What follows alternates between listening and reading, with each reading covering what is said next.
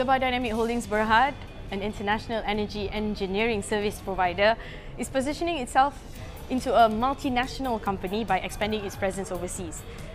Today, on Going Global, the Serba Dinamik story, I'm Jasmine Wabaka. We focus on the narrative and the leadership, vision and strategies that made the company strive into the national market. As you can see, I'm at Common Ground Bukit Bintang, and it's a nice setup here. I'm joined by two gentlemen on my left.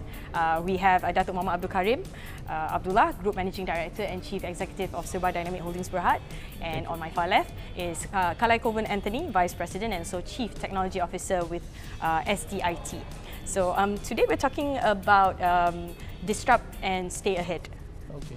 Yes. Is that right? Is that a common sure. Yeah. Okay, because I know Serba Dinamik is very dynamic in a way. So when we talk about disrupt, how does actually Serba Dinamik disrupt its own business to make sure it stays online and ahead? I think the terminology disrupt comes in very much related to the presence or things related to what people say the fourth industry revolution technology. Yeah. Because this technology comes into the practice in the industry, where it creates a situation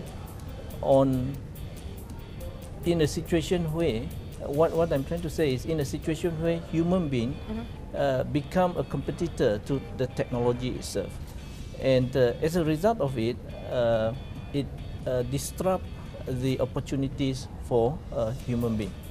So I give you an example. Like when we talk about Industry 4.0, there are 9 pillars under the Industry 4.0, and we have a component like artificial intelligence. Artificial intelligence, one of the format, it can be in robotics. It can also be numerical kind of formulations. So all these are artificial intelligence where it can replace the intelligence of human being. So as a result of that, it disrupts the opportunities of human being. So as a company, Serba Dinamik, we cannot be left behind in terms of all this, we call it the latest state-of-art technology. Because if we do not embark onto it, if we do not acquire this capability, or we do not have this capability in-house, then we will not be able to compete with other multinational players. So we do have that capabilities of fourth industrial revolution technology in place at the moment. So Anthony, like how when we talk about Industrial Revolution 4.0, we talk about automation, big data, and also blockchain. That is the terminology or the terms that is in now, and it's not only in for a reason of being in. It has to be relative to a certain company, and Serba Dinamik. So how is it that all this is relevant and also associated to Serba Dinamik? Okay, in that case, I would say that Serba Dinamik, as we want to go into this kind of technology, because when you're talking about blockchain, blockchain is a method of making things to be in a proper, faster and easier. So as the world moves faster, now like you can get a smart contract using blockchain.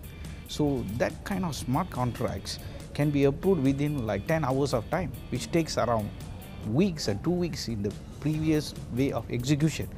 And you're talking about the big data. So now we are embarking into a lot of this 4.0 as a concern.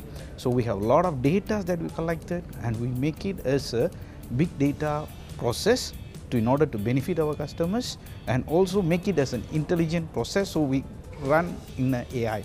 So the big data, it forms an AI as well. So that makes Serba Dinamik to go ahead and competitive into the market. And talking about competitive and being in the international market, what are the area of opportunities that Serba Dinamik is venturing into when you talk about SDIT, for example? Okay, we are looking at a few areas right now, especially I will say Quick Pay. So Quick Pay is a cashless platform. So that go and drive people to use this particular wallet kind of option, and also it is started its process by a parkings. So parking is a concern that I would say is a cashless parking using QR code as a base. So everybody no need to wait for cash or trying to look for a paying machine. So it makes you easy. That's what the Industry 4.0 is talking about.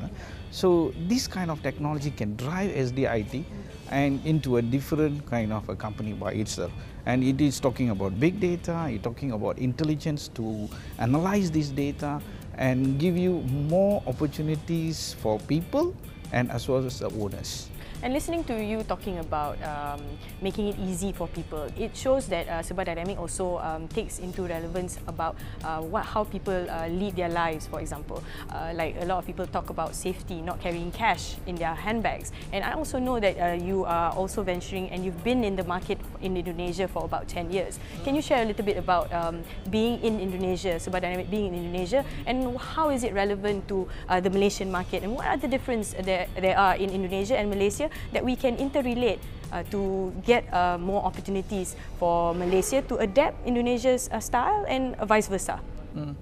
I think I would like to take this opportunity to address when Serba Dinamik embarked onto this 4IR or the fourth industrial revolution.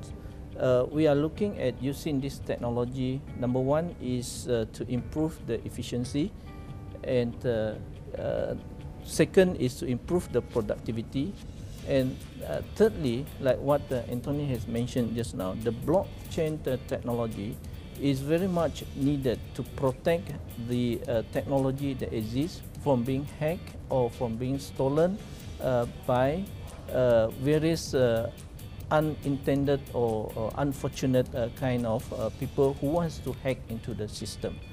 So going back to this productivity and also efficiency, it comes very nicely into Serba Dinamik core competency, providing so-called total maintenance package to our customer. So this can place very nicely, and we have quite a number of so-called proof of concept that has been implemented, and it generates the results to the client, showing that it gives the improved efficiency, it gives the improved productivity, and of course it gives the security and safety to the system that has been created. And Jasmine, you was talking about Indonesia just now. We have been in Indonesia for more than 10 years already, and we very well know the market over there, and the people over there also knew us. And I would say that the populations over there is more than 200 million. That's right. It's much bigger as compared to the population and size of Malaysia. So what we are looking at is some of the so-called Industry 4.0 products that we are producing is very much driven not only to the industrial utilization, it's also to the public mass utilization. So with this big population, we strongly believe that we can bring in and add in extra revenue to the company as a overall. Anthony, anything to add? Yeah, because when you're talking about the complete market of apps, now it is apps era. So in top of what our CEO was telling, I just maybe adapt that we are also ensuring into the mixed reality. You know that we want to give a different experience even to our own industry and into every other industry. Even we are actually planning to take it to a real estate and even to healthcare, where it is basically a growing market, because this is a new technology. Because a few weeks back we have launched with Microsoft the mixed reality of how a maintenance can be done, a training can be done without a physical component in front of you. We can bring in virtually. So this is what is 4.0 is all about. Yeah, adapting, not only adapting like you said earlier on, because it's how everybody is moving forward, adapting. Number two, you revolutionize. Once you do that, and I'm sure competition is not easy.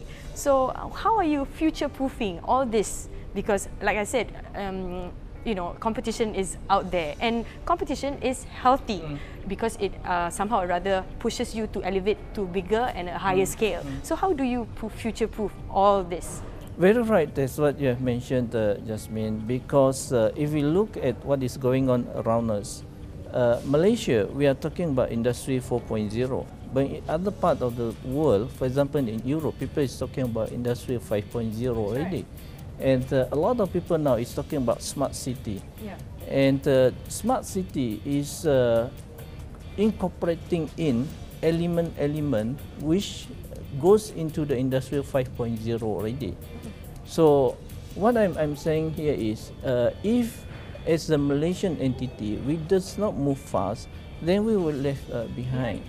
And Serba Dinamik is taking this very bold move that we are saying we must have this technology and we must expedite the implementation in the organization, and at the same time we commercialize it to the market, whoever will need this kind of service and capability. And we talk about, just now we touched a little bit on Indonesia. Yes. And I also know you're venturing also in the Laos, for example, in Myanmar. These are totally different markets altogether. Correct. There are some relevance or some similarities. However, I know that Serba Dinamik is also trying to fit in all those markets in order to future-proof all this. Yes. So, Anthony, from the IT point of view, we want to also know, and I'm sure the viewers also want to know, when we talk about differences, what are the challenges, and a little bit on how do you guys make sure that these challenges isn't very, noticeable, that you can take it and make it better? In terms of the different countries? Yes. Okay, but one good thing about Serba Dinamik, I would say, we have been into this country with some presence already. Because if you are venturing into a new country without any presence, is really a tough challenge because of the people ethics, the thinkings of people, the thoughts of people. So we have establishment there which help us to reduce a lot of challenges. First part. Another is, I would say that challenges in countries, we adapt the system according to the people interest. That's very important. Because we have to understand what kind of thing people really looking for. Because I would say a country like Dubai, if you look at it, it's an expensive city. People can adapt expensive kind of things in digitalization manner. But if you compare with Malaysia, you cannot affordable to do that. So you have to find a digitalization with a lower cost. So the challenge is what you are going to provide to people. That's very important, and you have to understand the people's mindset before you venture into a country. So basically it's all about understanding people, making sure that you are bold in making your decision, and make sure you are relative towards people. Yes. Alright, we would like to say thank you very much for today. We'll talk about more about Serba Dinamik soon. Thank you, gentlemen. That's all from me, Jasmine Obaka, here at Common Ground Bukit Bintang, going global, the Serba Dinamik story.